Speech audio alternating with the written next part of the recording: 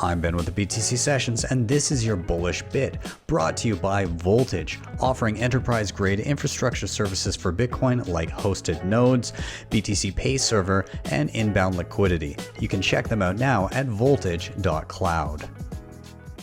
No, I think that geopolitics is a really interesting angle for Bitcoin. And I too am very excited about nation state adoption.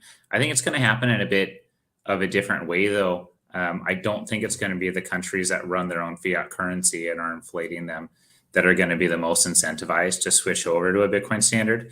I actually think it's going to be the 30 to 40 odd countries that import US dollars and use US dollars as their default currency. Because when they started doing this, this was really about having financial discipline, right? They knew that if they ran this themselves, it would be corrupted and destroyed to nothing.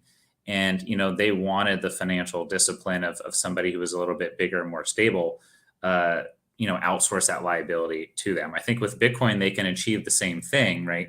That counterparty that they trusted originally is no longer as trusted as it was when they started these systems 30, 40 years ago. And now Bitcoin gives them that same opportunity again to enact financial discipline, have a stable and prosperous economy for everybody.